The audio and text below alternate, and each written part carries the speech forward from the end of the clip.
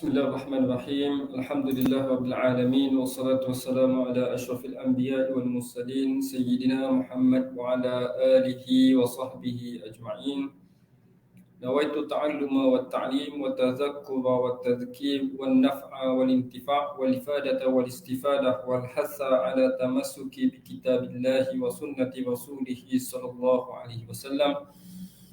والدعاء إلى الهدى والدلالة على الخير ابتغاء وجهه ومرضاته وثوابه وجناته سبحانه وتعالى ثم أما بعد. Assalamualaikum warahmatullahi wabarakatuh. Sidang penonton hadirin yang dirahmati oleh Allah Subhanahu wa taala sekalian. InsyaAllah kita akan menyambung pengajian kita dalam kitab Nurul Mubin fi Qawaidi Aqaidid Din yang dikarang oleh Al-Imam Al-Faqih Al-Usuli Ibn Juzai Al-Ghamnati Al-Maliki rahimahullah wa nafa'ana Allahu bi'ulumihi wa bi'ulumi masyaikhina fid darain amin. Dan kita pada kelas yang lepas, pada minggu lepas, kita sudah masuk kepada bab yang ketiga ataupun kaedah yang ketiga yang membincangkan tentang hal ehwal akhirat.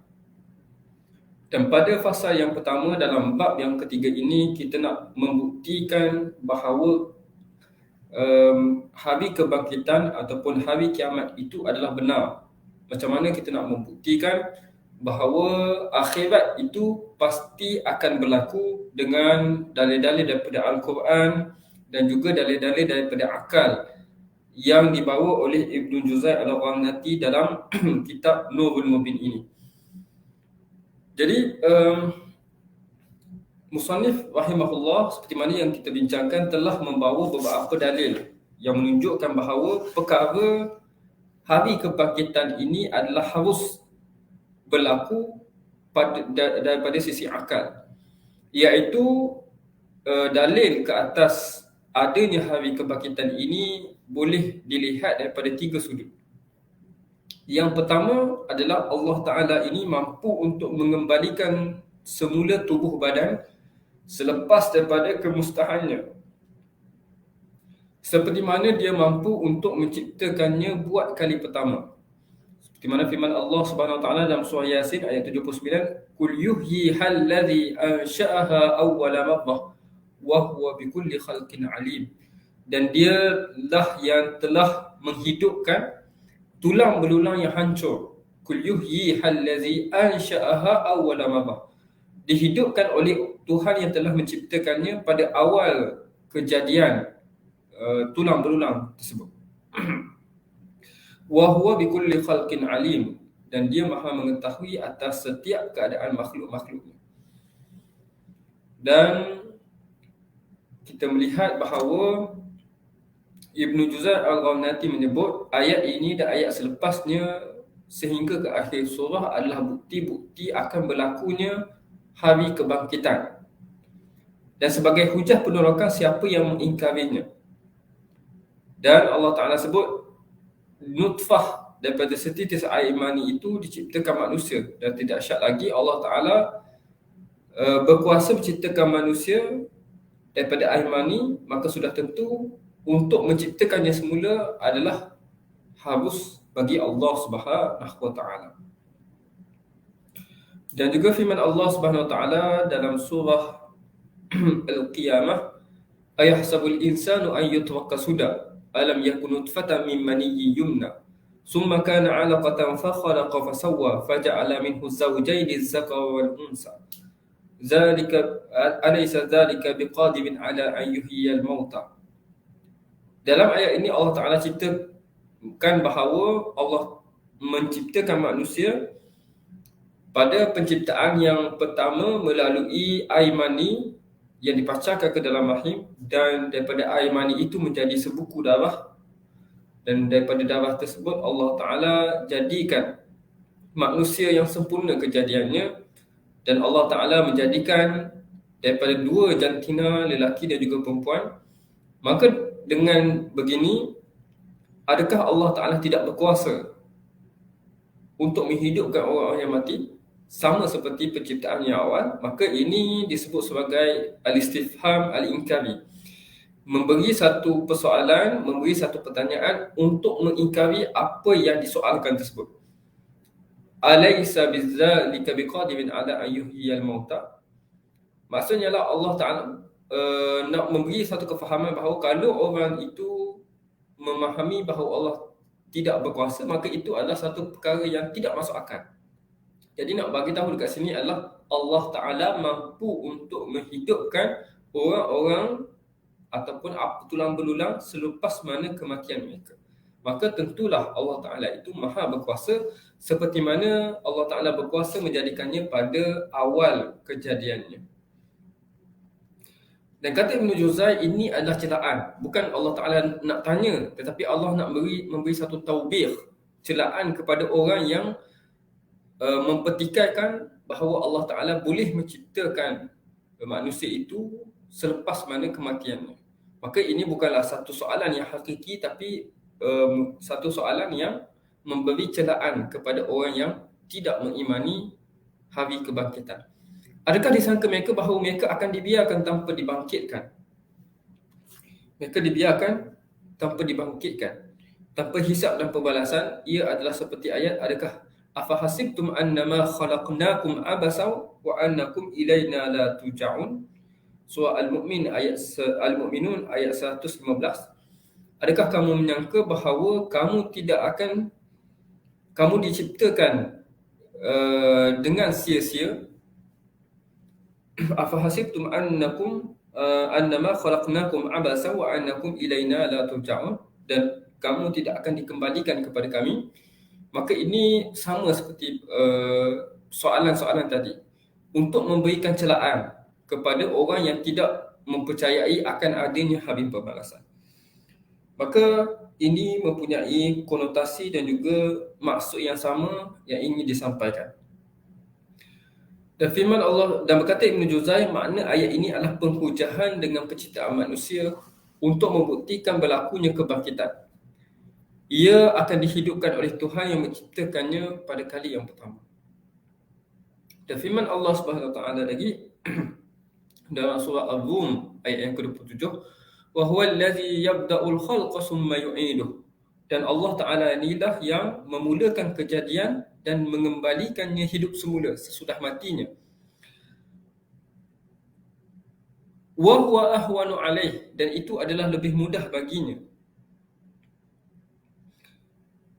Walahul masalul a'la fis samawati wal ard wa huwal azizul hakim. Dan baginya jualah sifat yang tertinggi di langit dan di bumi, dan dia jualah yang maha kuasa dan lagi maha bijaksana. Jadi seperti mana yang kita sebutkan sebelum ni, penciptaan pada kali yang pertama adalah lebih sukar bagi kita berbanding daripada menciptakan semula. Seseorang tu contohnya apabila dia nak mencipta sesuatu yang baru, yang tidak ada, daripada tidak ada kepada ada, maka itu adalah satu penciptaan yang susah berbanding dengan benda yang dah ada cuma kita perbaiki, kita perelokkan, maka itu adalah lebih mudah. Maka disebut dekat sini wa huwa ahwanu alaihi, itu adalah merujukkan kepada kudrat kita untuk melakukan sesuatu. Sedangkan bagi Allah Subhanahu Wa Taala penciptaan bagi Allah Subhanahu Wa Taala adalah sama. Sama ada Allah Taala menciptakan langit, bumi, manusia, semua itu adalah mudah bagi Allah Subhanahu Wa Taala dan tidak ada yang susah. Innama arada syai'an an yaqula lahu kun fayakun. Iaitu apabila Allah Ta'ala inginkan sesuatu, tak kira lah yang besar ke, yang kecil ke, yang halus ke, maka cukup sahaja Allah Ta'ala sebut kun, jadilah. Maka jadilah perkara yang diinginkan oleh Allah Subhanahu Wa Ta'ala.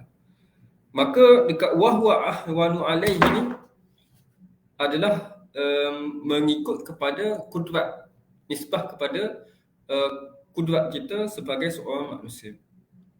Maka Allah Ta'ala kalaulah dia mampu untuk menciptakan sesuatu itu daripada tiada kepada ada, maka sudah tentu lebih menurut fahaman kita akan lebih mudah kalau nak membuat sesuatu itu daripada apa yang telah ada sebelum daripada perbuatan tersebut. Maka dengan itu kita mengatakan bahawa harus pada akal kita untuk mengimani dan juga untuk membayangkan ataupun untuk memahami adanya hari kebangkitan selepas daripada kematian. Dan itu sudut yang pertama. Sudut yang kedua, Allah Ta'ala mampu menciptakan langit-langit dan bumi yang tidak syak lebih besar daripada penciptaan manusia. Kalau nak dibandingkan penciptaan manusia dengan penciptaan langit dan bumi, dan langit dan bumi ini kita perlu lihat dari sudut langit ini adalah berkait dengan bukan sahaja langit, bumi ini, bahkan kepada alam semesta, alam angkasa yang lebih luas daripada planet-planetnya, daripada galaksi-galaksinya, daripada pelbagai-pelbagai bintang yang ada di langit, pelbagai-pelbagai planet yang ada di langit, maka itu sudah lebih besar, sudah tentu lebih besar dan juga lebih, nak dibandingkan kepada kudrat kita, adalah lebih susah untuk dilakukan. Nak dibandingkan dengan penciptaan manusia yang saiznya lebih kecil, bilangannya lebih sedikit berbanding bintang-bintang di langit, dan juga perkara-perkara lain yang nak dibandingkan, manusia ini adalah lebih mudah berbanding penciptaan langit dan juga bumi. Maka kalaulah Allah Ta'ala mampu mencipta sesuatu yang lebih besar, maka tidak menjadi masalah jika Allah Subhanahu Wa Ta'ala nak menciptakan semula manusia selepas daripada kematiannya. Maka begitu juga kata musannif, dia mampu untuk menghidupkan makhluk selepas kematian mereka. Seperti mana firman Allah Subhanahu Wa Ta'ala, awalam yarau anna Allah allazi khalaqa as-samawati wal ard wa lam ya'ya bi khalqihinna.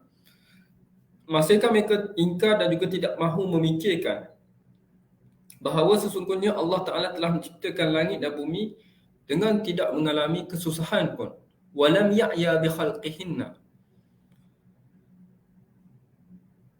Biqadirin ala an yuhyiyal mauta. Dan sudah tentu Allah Ta'ala ini berkuasa menghidupkan makhluk-makhluk yang telah mati. Innahu ala kulli syai'in qadir. Dan Allah Ta'ala itu maha kuasa atas tiap-tiap sesuatu. Kata Ibn Juzay Al-Ghamnati, wa huwa ahwanu alaihi, tadi yang kita bacakan tadi, tentang mengembalikan semula jasad pada hari kiamat, yang terlebih mudah bagi Allah Subhanahu Wa Ta'ala jika nak dibandingkan dengan penciptaan yang pertama. Ini adalah untuk mendekatkan kefahaman. Ini yang penting yang kita sebut. Bukanlah bermaksud bahawa kudrat Allah Subhanahu Wa Ta'ala itu berbeza. Untuk menciptakan sesuatu yang lebih besar, maka lebih susah. Menciptakan sesuatu yang lebih kecil, maka lebih mudah. Tak. Kerana di sisi Allah Subhanahu Wa Ta'ala semua itu sama. Iza arada syai'an ay yaqula lahu kun fayakun. Mudah sahaja. Tapi untuk mendekatkan kefahaman kita bahawa Allah Ta'ala ini mampu untuk menghidupkan manusia selepas mana kematiannya adalah lebih mudah berbanding daripada penciptaan langit dan juga bumi yang lebih kompleks dan juga lebih susah besar bagi mengikut kefahaman kita. Maka dengan itu Ibn Juzay mengatakan bagi untuk mendekatkan kefahaman dan menegaskan tentang kebangkitan semula. Kenapa? Kerana siapa yang menciptakan kali pertama, maka mudah baginya untuk mencipta kali kedua. Kita dah buat sesuatu, dah cipta sesuatu, maka nak buat sekali lagi apa yang kita buat, itu adalah lebih mudah berbanding kita buat daripada benda yang tidak ada untuk mengadakannya pada kali yang pertama. Akan tetapi kesemuanya sama sahaja di sisi Allah. Tapi benda yang seperti mana kita sebut tadi, semuanya sama di sisi Allah, semuanya mudah. Allah Ta'ala kata kun, maka jadilah. Dan semuanya di sisi Allah adalah mudah. Tidak ada sesuatu yang memberatkan ataupun di sisi Allah tidak ada sesuatu yang sukar bagi Allah Subhanahu Wa Ta'ala, kerana Allah Ta'ala itu maha berkuasa. Itu sudut yang kedua. Sudut yang ketiga adalah Allah Ta'ala menghidupkan bumi-bumi yang kering kontang dengan air hujan, dan Allah tumbuhkan pokok-pokok, Allah tumbuhkan tumbuh-tumbuhan, Allah tumbuhkan buah-buahan selepas mana tanah itu tanah yang mati, disebut tanah yang mati. Maka dengan kita melihat kepada fenomena itu, Daripada tanah yang gersang, tanah yang kering, Allah Ta'ala boleh untuk hidupkan tumbuh-tumbuhan. Maka dengan cara itu juga kita dapat memahami Allah Ta'ala dapat menghidupkan manusia selepas daripada kematiannya. Seperti mana Allah Ta'ala firman, وَتَرَى الْأَرْضَ هَامِنَةً. Kamu lihat bumi itu kering kontang. فَإِذَا أَنْزَلْنَا عَلَيْهَا الْمَاءَ اهْتَزَّتْ وَرَبَتْ. Dan apabila kami timpakan ke atasnya hujan dan juga air, maka kamu lihat dia bergerak-gerak tanahnya. Dan gembur membusuklah ia. Ihtazzat wa babat wa ambatat. Dan tumbuhlah berbagai jenis-jenis tumbuh-tumbuhan. Maka ini sebagai satu fenomena yang mana kita lihat dengan mata kita untuk memahami cara Allah Ta'ala menghidupkan manusia selepas daripada kematiannya. Dan juga firman Allah Subhanahu Wa Ta'ala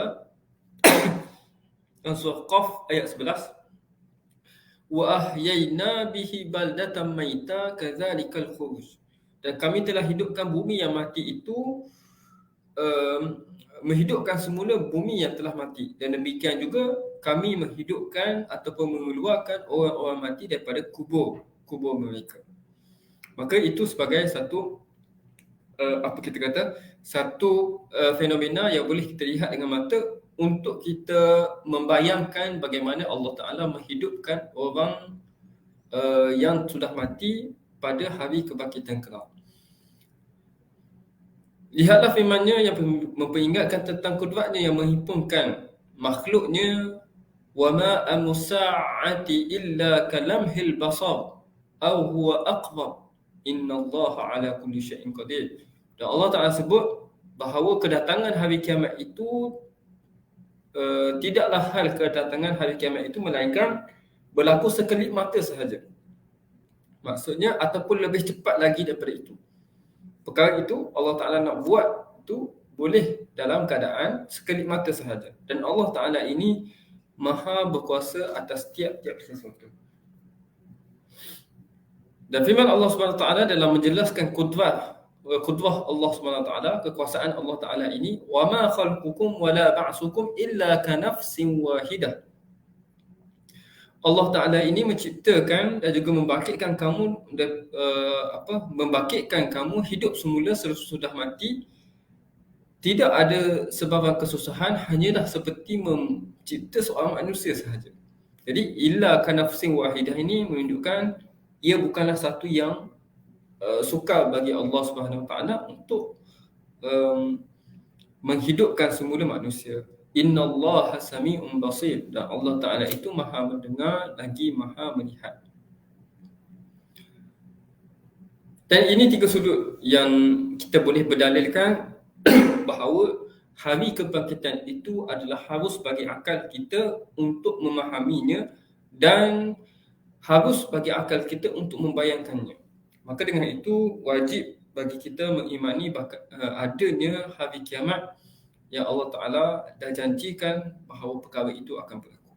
Cuma timbul persoalan tentang apakah hikmah Allah Ta'ala mengadakan hari kiamat, hari pembalasan?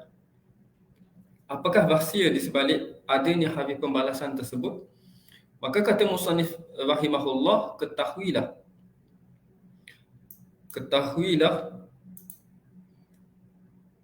dan ketahuilah bahawasanya pada kebangkitan hari kiamat itu beberapa hikmah. Hikmah yang pertama, manusia ini saling bercanggah antara satu sama lain. Ada yang beriman kepada Allah, ada yang tidak beriman, ada yang menyembah berhala, ada yang menyembah manusia, ada yang menyembah api, ada yang menyembah macam-macam. Jadi manusia ini saling bercanggah. Antara pencanggahan yang paling besar adalah berkait dengan penyembahan kepada siapa mereka sembah. Jadi Allah Ta'ala membangkitkan semula mereka untuk mendirikan kebenaran. Apabila Allah Ta'ala bangkitkan manusia-manusia ini, Allah akan terangkan bahawa yang benar adalah pengibadatan, penyembahan kepada Allah Subhanahu Wa Ta'ala semata-mata. Adapun Tuhan-Tuhan yang disembah selain daripada Allah itu adalah batil. Maka untuk menunjukkan perkara ini, maka diadakan hari pembalasan, hari akhirat untuk menyalahkan kebenaran. Kerana di dunia ini, seseorang tu mungkin dia yakin agamanya adalah agama yang benar. Dia berpegang dengan suatu pegangan dan mengimani bahawa perkara itu adalah benar. Tetapi dia tidak tahu apakah kebenaran tersebut. Adakah apa yang dipegang itu benar ataupun tidak. Maka dengan itu Allah Ta'ala adakan hari kiamat ini untuk menyalahkan apa yang benar dan juga apa yang tidak benar. Kerana kalaulah bukan hari kiamat ini, kalau berpanda di dunia sahaja, maka setiap orang itu akan merasakan bahawa mereka ini benar. Golongan Buddha akan merasakan mereka ini benar. Golongan Hindu akan merasakan agama mereka benar. Golongan Kristian akan merasakan agama mereka benar. Jadi untuk menentukan perkara ini, maka Allah Ta'ala jadikan hari kiamat, hari pembalasan untuk menzahirkan kebenaran dan juga untuk memutuskan pertelingkahan antara mereka. Seperti mana firman Allah Subhanahu Wa Ta'ala, liyubayyina lahumul ladzi yakhtalafuna fihi wa liya'lamal ladzina kafaru annahum kanu kadzibin.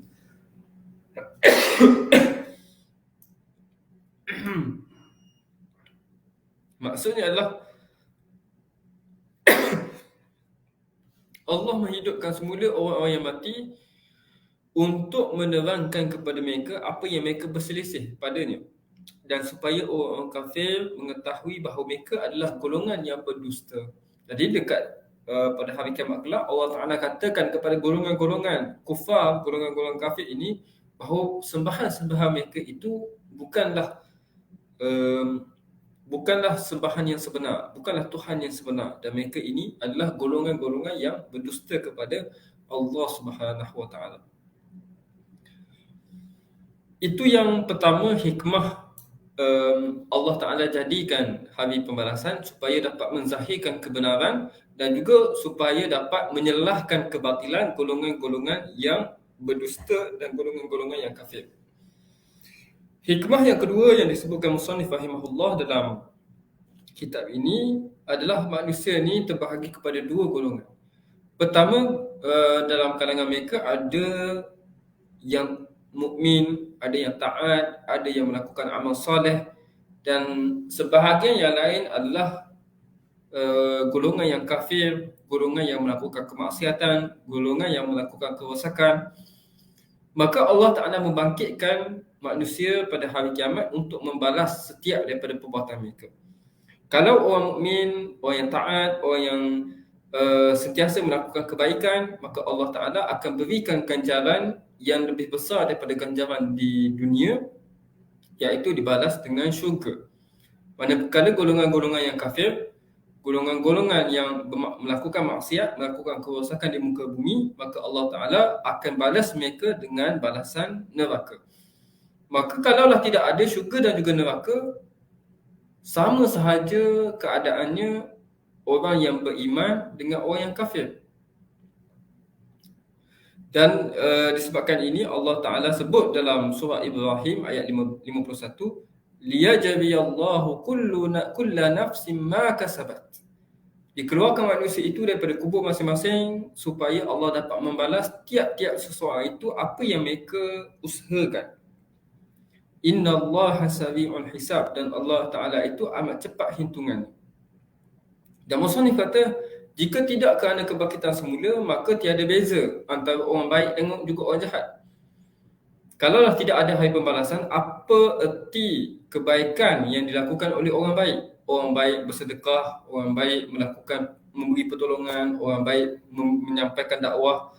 Apa erti jika tiada Allah Ta'ala berikan pembalasan pada hari akhirat? Dan begitu juga orang kafir melakukan kekufuran, orang kafir melakukan kemaksiatan, orang kafir melakukan kezaliman, tapi tidak ada pembalasan di dunia. Maka apakah perbezaan? Ada perbezaan antara orang yang baik dan juga orang yang jahat. Maka dengan itu, mereka di dunia ini sama. Kehidupan yang sama, makan makanan yang sama, berjalan di tempat yang sama. Tidak ada beza bagi orang yang jahat dan juga orang yang baik. Bahkan terkadang halnya orang yang jahat di dunia adalah lebih baik berbanding orang yang beriman. Orang yang buat jahat, kalau di dunia ini dia dapat kelebihan harta, orang yang rasuah dapat duit, orang yang basuah dapat kereta mewah, dapat kediaman mewah. Jika tiada pembalasan di akhirat, maka sudah tentu kehidupan yang lebih baik adalah kehidupan orang-orang kafir. Dan hal ini menunjukkan bahawa tiada kelebihan seseorang itu untuk menjadi baik kalau tidak adanya hari pembalasan. Maka dengan itu mesti ada satu alam yang terzahir padanya perbezaan pada pembalasan. Bagi orang yang baik, dia akan dapat kehidupan yang lebih baik. Bagi orang yang jahat, maka mereka selayaknya mendapat pembalasan di atas perbuatan jahat mereka, maka mereka berada pada tempat yang lebih buruk dan juga lebih hina berbanding daripada orang yang melakukan kebaikan.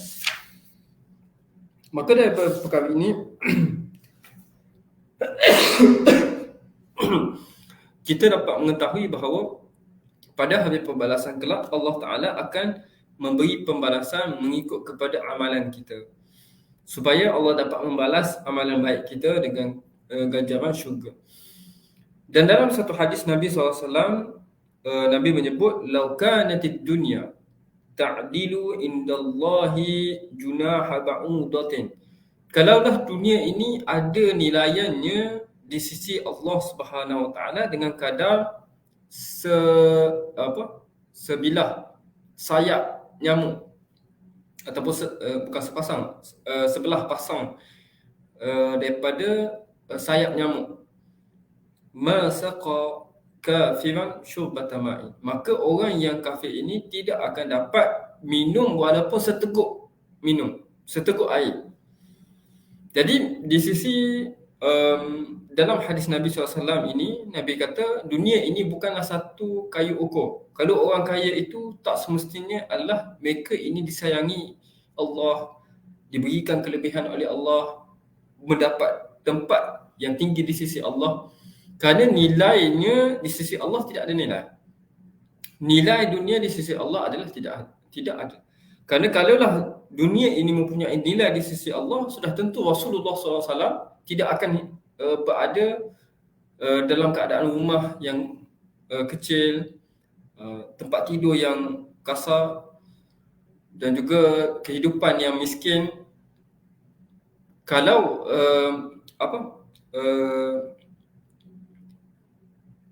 dunia itu ada nilai di sisi Allah. Tapi kita lihat kepada kehidupan Rasulullah, kehidupan yang penuh kezuhudan, kehidupan yang penuh dengan qanaah, bersikap cukup dengan apa yang ada.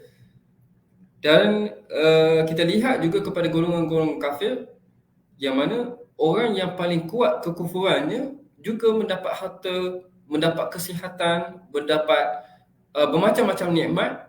Maka kita tahu bahawa dunia ini tidak ada nilai di sisi Allah, dan pembalasan yang sebenarnya adalah pada hari akhirat kelak. Barulah kita dapat ukur siapa yang mulia dan juga siapa yang hina. Siapa yang masuk ke dalam syurga, maka itu adalah golongan-golongan yang berjaya. Dan sesiapa yang tidak dapat masuk ke dalam syurga dan jatuh ke dalam api neraka, maka itu adalah golongan-golongan yang gagal. Maka perkara itu mesti ada pembalasan.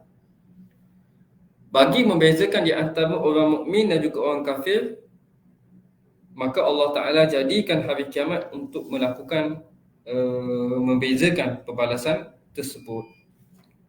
Dan ini sebenarnya, seperti mana kita sebut sebelum ni, satu nikmat bagi kita mengimani akan adanya hari akhirat, berbanding dengan golongan-golongan yang tidak beriman kepada hari akhirat. Kita apabila kita hidup di dunia ini, kita tahu bahawa dunia ini tiada nilai di sisi Allah, maka dan Allah tidak akan membalas sesuatu itu ketika di dunia. Contoh, seseorang itu dizalimi. Jika dia dizalimi, Allah Ta'ala boleh jadi Allah Ta'ala membalasnya ketika di dunia, dan juga boleh jadi Allah Ta'ala membalasnya pada hari akhirat Dan pembalasan pada hari akhirat itu adalah pasti. Kerana Allah Ta'ala sebut, La tahsabannallaha ghafilan amma ya'maluz zalimun. Janganlah kamu menyangka bahawa Allah Ta'ala ni lalai, Allah Ta'ala ni lupa akan apa yang diperbuatkan oleh golongan zalim. Innama yuakhiruhum liyaumin tashkhasu fihi al-absar. Sesungguhnya Allah Ta'ala melambat-lambatkan balasan kepada orang yang zalim ini kepada hari yang akan terbeliak mata mereka ketakutan melihat azab Allah Subhanahu Wa Ta'ala. Jadi pembalasan di akhirat itu adalah pasti. Jadi apabila seseorang itu dizalimi dan dia beriman akan adanya hari akhirat, hari pembalasan, kalaulah Allah Ta'ala tak beri pembalasan kepada orang yang zalim itu di dunia, maka dia yakin bahawa orang yang zalim itu akan dibalas pada hari akhirat kelak, dan itu adalah janji Allah Subhanahu Wa Taala. Maka dia hidup dalam dunia ni, dia bersabar dengan dugaan, dia redha dengan ujian Allah Subhanahu Wa Taala, dan dia tidak berdendam kerana dia tahu bahawa Allah Taala akan membalas kezaliman orang yang berlaku zalim. Maka baginya dunia ini adalah satu ujian dan bukanlah tempat pembalasan semua. Kalau orang yang buat zalim terus dapat pembalasan, tidak. Allah Ta'ala mengakhirkan ataupun menangguhkan balasan mereka ini pada hari akhirat, pada ketika hisab. Ketika itulah dibahaskan, dibentangkan amalan kita, apa yang kita zalimi orang lain, apa orang lain menzalimi kita, dan berlaku hisab di antara seseorang individu dengan individu di hadapan Allah Subhanahu Taala yang Maha Adil. Maka kita percaya perkara itu, maka di dunia ini walaupun dizalimi, kita mengharapkan bahawa Allah Ta'ala akan membalas kezaliman itu di hari akhirat, dan pembalasan di hari akhirat adalah lebih berat dan juga lebih tinggi berbanding daripada pembalasan di dunia.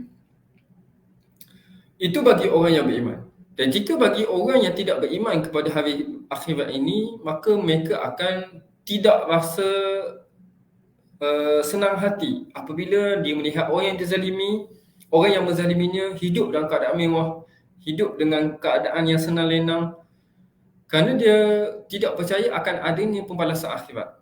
Dan mereka ini akan bersifat dendam dan juga bersifat dengan sifat-sifat yang mazmumah kepada golongan yang menzalimi mereka, kerana bagi mereka pembalasan adalah ketika di dunia. Kerana mereka tidak mempercayai akan adanya hari akhirat. Maka dengan itu mereka hidup dalam keadaan resah gelisah, sentiasa mencari jalan untuk membalas dendam kepada orang yang menzalimi. Dan hal ini pernah disebut dalam satu video di dalam laman-laman sosial berkait dengan seseorang Yahudi yang mana dia tidak berpuas hati kepada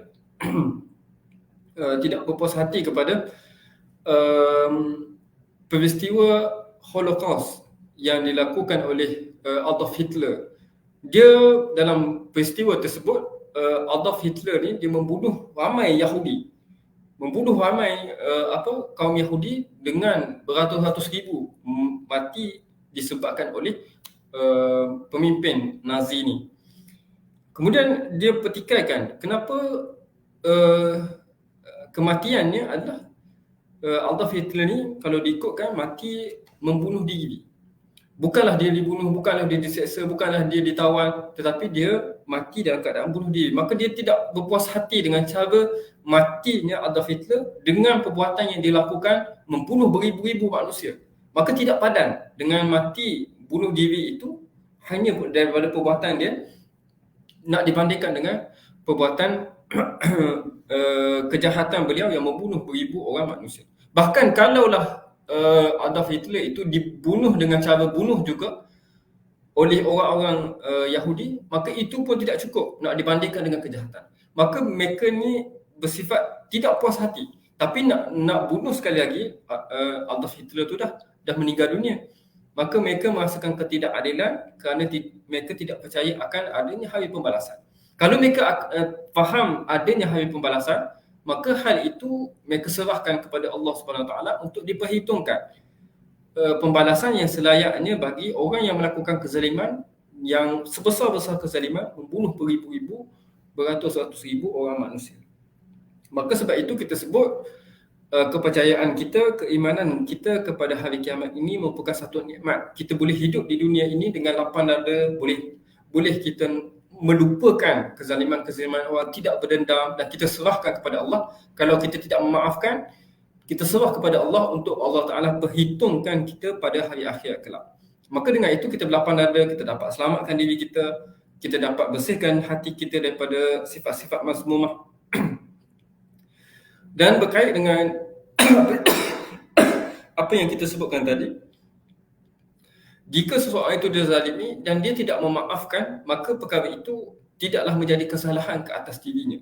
Kerana dia berhak untuk menuntut keadilan, menuntut haknya kembali, dan dia kalau dia nak memaafkan, itu adalah ihsan daripada dia ataupun sesuatu yang digalakkan oleh agama. Tapi kalau dia tidak memaafkan, dia nak mahu menuntut di sisi Allah SWT, maka hal itu tidak menjadi dosa bagi orang yang dizalimi tersebut. Bahkan dalam satu hadis Nabi SAW menyebut bahawa dakwah ataupun doa seseorang yang dizalimi ini dengan Allah Subhanahu Wa Taala tidak ada hijab. Bahkan dalam satu hadis, doa orang yang dizalimi walau kana kafiran, walaupun dia seorang kafir, dia dizalimi oleh orang Islam, juga doanya tidak ada hijab di antara dia dengan Allah SWT. Kalau dia minta kepada Allah untuk berikan pembalasan, dia tidak memaafkan orang yang menzaliminya dan minta kepada Allah untuk berikan pembalasan, maka itu haknya untuk berdoa sedemikian. Tetapi apa yang kita sebutkan juga adalah memaafkan itu adalah lebih baik. Memaafkan seperti Nabi SAW, apabila Nabi diberikan tawaran untuk membuat pembalasan ketika Nabi SAW berdakwah di Taif, dan kisah ni masyhur, Nabi dilempar dengan batu sehingga berdarah kasut baginda, berdarah kepala baginda, dan ditawarkan kepada Nabi untuk dihempapkan kaum yang mencederakan baginda itu dengan gunung ganang, tetapi Nabi SAW memilih untuk memaafkan.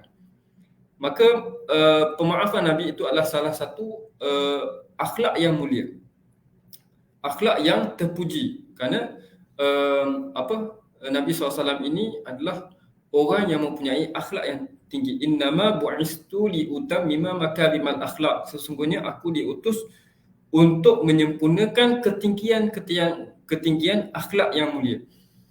Maka itu adalah ketinggian yang akhlak yang apabila kita bahaskan, kita kata bahawa cara yang terbaik adalah memaafkan. Tapi kalau seseorang itu tidak dapat memaafkan, maka itu tidak menjadi dosa kepadanya untuk tidak memaafkan, dan dia boleh berdoa kepada Allah SWT kepada orang yang menzalimi dirinya. Maka apabila kita percaya perkara ini, kita hidup dengan dunia walaupun ada ujian-ujiannya, cabaran-cabarannya, maka kita berlapang dada dan kita serahkan kepada Allah SWT yang maha mengetahui dan yang maha adil untuk memutuskan. Maka itu satu nikmat kita sebagai seorang Islam apabila kita mengimani akan adanya hari akhir. Seterusnya adalah pada fasal yang kedua, pada apa yang terjadi sebelum daripada hari kiamat. Cuma untuk fasal yang kedua ni saya tak sempat untuk scan, saya baca sahaja daripada kitab. Kata musannif rahimahullah, fasal kedua pada apa yang terjadi sebelum hari kiamat. Jadi musannif nak menerangkan tentang peristiwa-peristiwa yang berlaku sebelum daripada kejadian hari kiamat.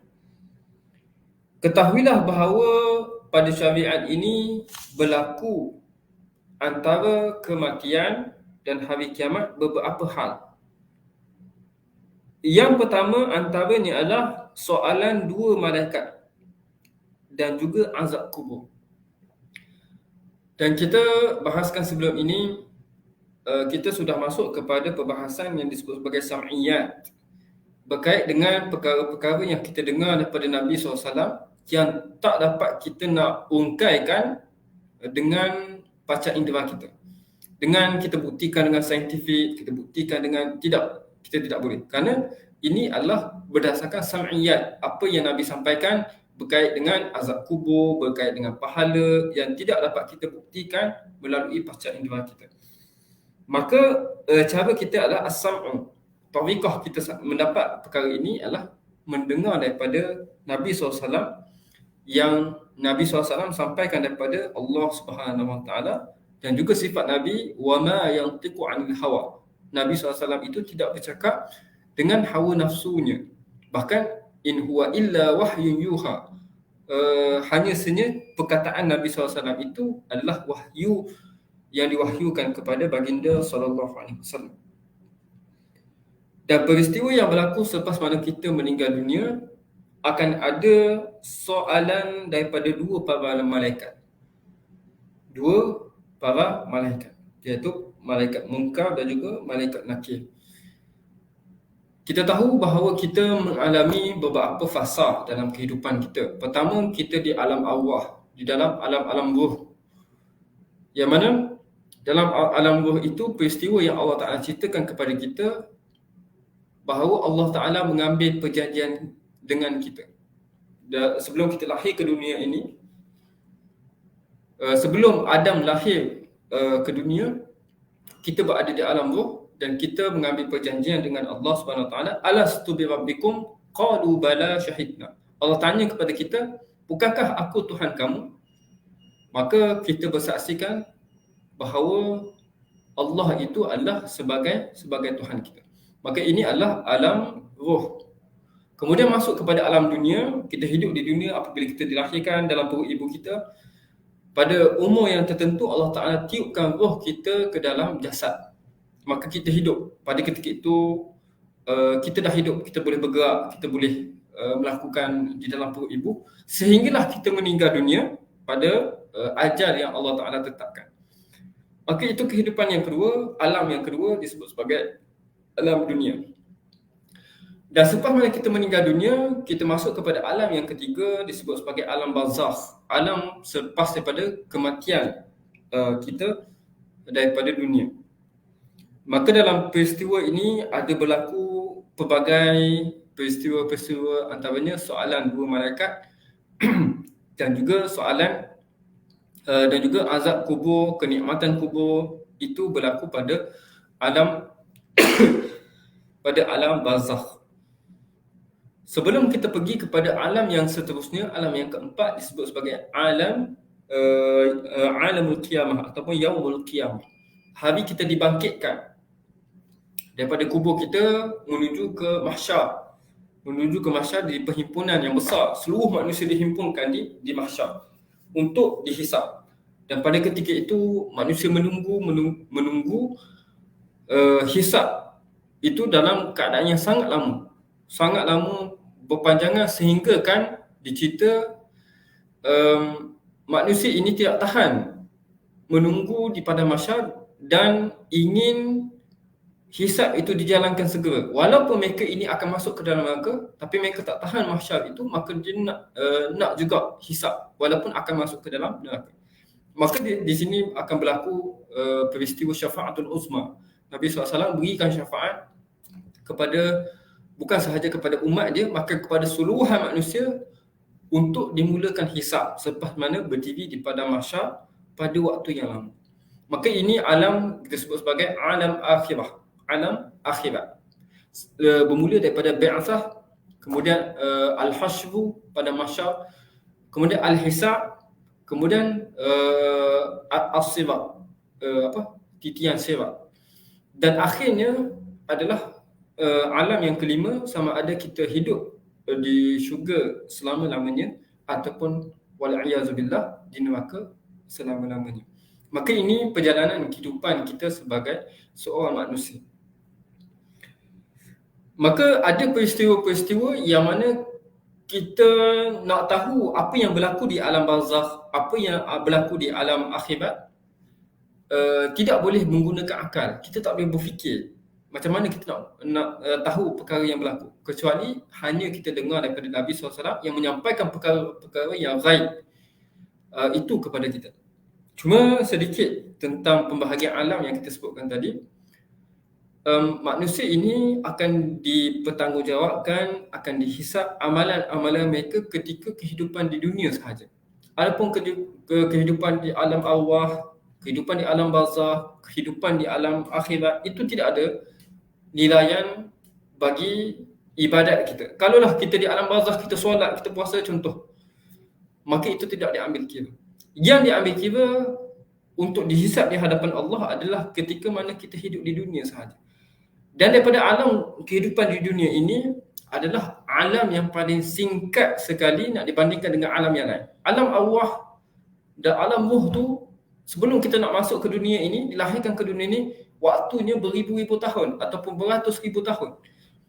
Alam barzakh, kita mati dan juga kita nak menunggu kepada kebangkitan itu yang tidak tahu bila, mungkin memakan masa beribu-ribu tahun. Dan alam di dunia, di syurga dan juga di akhirat itu cukup lama, selama-lamanya, yang tidak ada penghujung. Maka peluang untuk kita beramal adalah ketika di mana kita di dunia sahaja. Maka kalaulah di dunia ni kita nak sibuk dengan dunia, kita nak sibuk dengan mencari harta, mengumpul harta, maka itu kalau bagi orang yang berakal, itu tidak cerdik, itu tidak selayaknya bagi orang yang berakal. Kadang kita mempunyai tempoh yang singkat untuk kita bawa bekal kepada masa yang sangat-sangat panjang, bahkan selama-lamanya, yang mana tidak ada peluang kita ini pada alam yang lain. Contoh, kalau Allah Ta'ala kata dalam alam barzakh kita boleh lagi beramal, itu tak apa. Itu mungkinlah kita boleh lengah-lengah. Tapi Allah Ta'ala kata yang dihitung amalan kita bukan di alam barzakh, bukan di alam kiamat, bukan di mana-mana, tapi adalah ketika di dunia. Dan kita di dunia ini, kalau nak katakan umur yang paling tua yang boleh kita hidup dalam keadaan sihat sekalipun, mungkin bawah daripada 100 tahun, 97. Tengok kepada Dr. Mahathir macam mana kalau dia menjaga kesihatan dia, menjaga pemakanan dia, menjaga senaman dia, dia boleh hidup dengan keadaan yang sihat pada umur 97. Itu pun kalau 97 nak dibandingkan dengan alam-alam yang lain adalah sangat singkat. 97 nak dibandingkan beribu-ribu tahun, maka itu sangat singkat. Apatah lagi kalau orang yang tidak menjaga kesihatannya, maka mungkin boleh jadi 60 tahun, 65 tahun dah ada penyakit yang mengganggu kesihatannya, mengganggu mentalnya dalam mengamalkan untuk beribadat. Bahkan kita bukanlah dalam kita hidup 65 tahun tu, 65 tahun itu kita dikira amalan kita. Bahkan kita dikira daripada baligh sehinggalah kita mencapai satu tahap sebelum daripada kematian kita. Maka dengan itu, seperti mana kita sebut tadi, kalaulah kita faham tentang keimanan, tentang alam-alam yang berlaku selepas daripada alam dunia ini, apa sahaja yang berlaku dekat dunia ni, kita bertasamuh, bertoleransi, kita memaafkan. Kena kita tahu bahawa kita duduk di dunia ini bukanlah selama-lamanya, bukanlah terlalu lama pun. 10, 20 tahun, 30 tahun itu nak dibandingkan dengan hari akhirat alam barzakh itu adalah sangat sekejap, sangat sedikit. Maka dengan ini, apabila kita faham perkara tersebut, kita akan memanfaatkan kehidupan kita di dunia ini dengan memenuhkan setiap daripada saat peluang yang Allah Ta'ala berikan ini dengan amal-amal soleh, dan kita tidak membazirkan. Kerana peluang kita hanya sekali, kehidupan ini hanya sekali, dan juga peluang yang sekali ini juga dengan tempoh yang sangat terhad. Maka seseorang yang faham tentang perkara ini, datanglah macam mana ujian, maka dia bersabar bahawa dia tahu ini hanya sementara, dan Allah Ta'ala akan beri balasan jika dia buat baik, jika dia bersabar, jika dia redha, dan juga sebagainya. Maka itu satu kelebihan bagi orang yang beriman, dia mudah untuk melakukan kebaikan. Apabila dia mendema, dia tak kisah berapa dia dema, kerana dia tahu bahawa Allah Ta'ala akan kira amalan dia.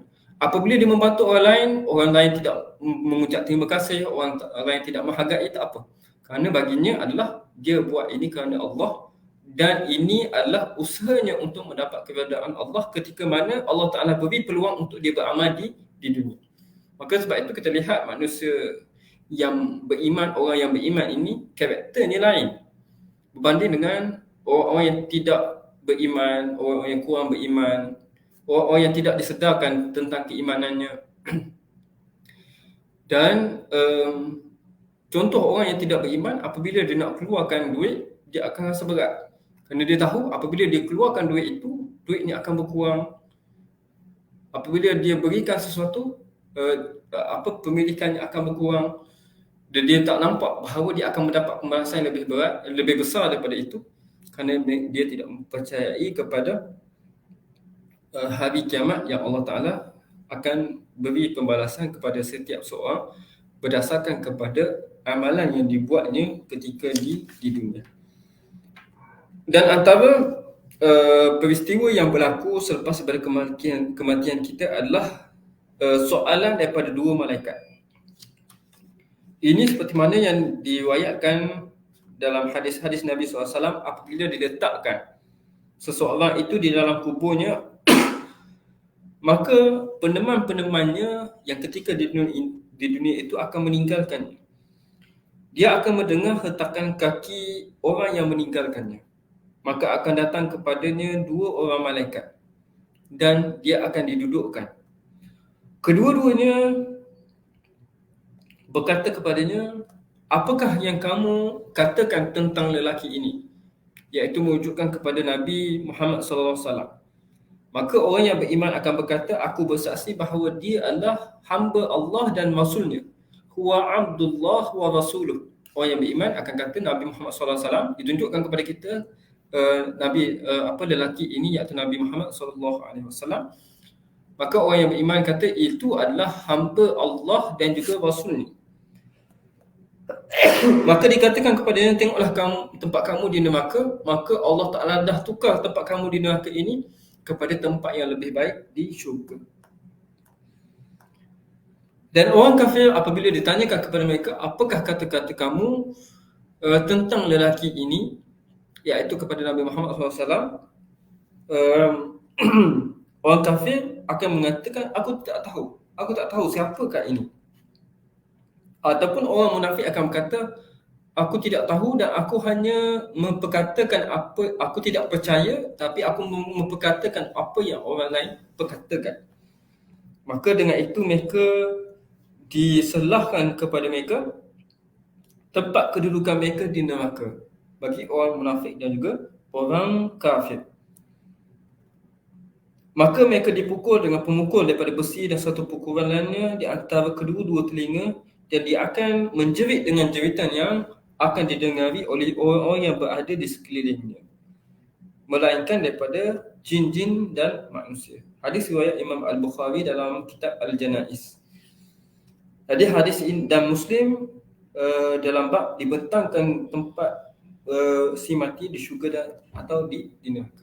Ini adalah hadis sahih yang diriwayatkan oleh Imam Al-Bukhari tentang keadaan soalan dua para malaikat ketika seseorang itu telah diletakkan di dalam kubur. Antaranya lagi adalah tanda-tanda kiamat.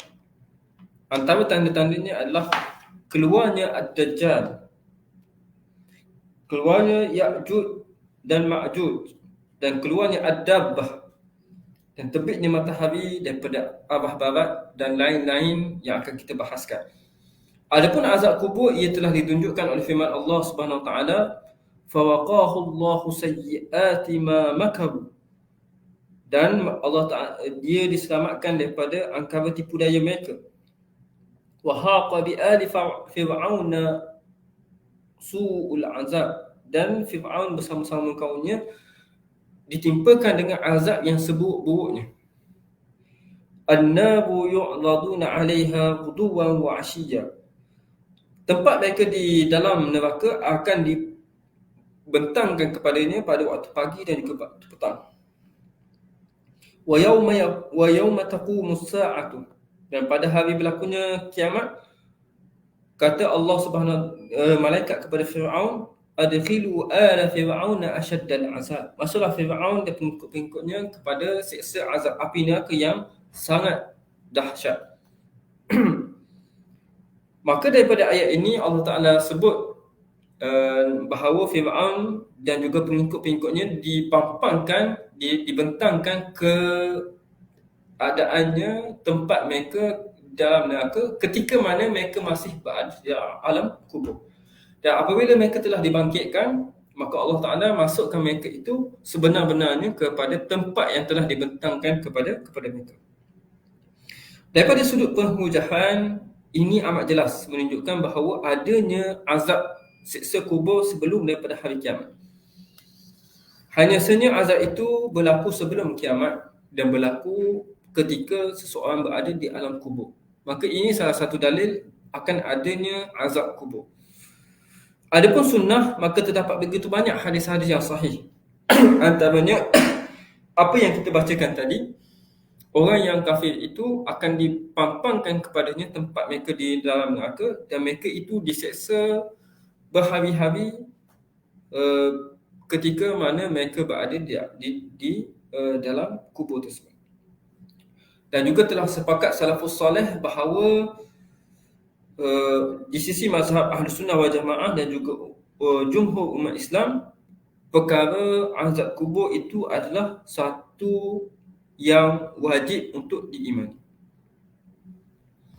Kemudian kata musannif rahimahullah, adapun tanda-tanda kiamat, maka kita akan baca pada kelas yang akan datang berkait dengan tanda-tanda kiamat, dan kita mendalilkan sebelum ini berkait dengan soalan dua malaikat dan juga azab di kubur, dan perkara itu adalah perkara yang wajib kita imani sebagai seorang mukmin. Dan moga-moga kita mendapat manfaat daripada apa yang telah kita bahaskan. Aqulu qawli hadza wa astaghfirullahal azim li wa lakum. Assalamualaikum warahmatullahi wabarakatuh.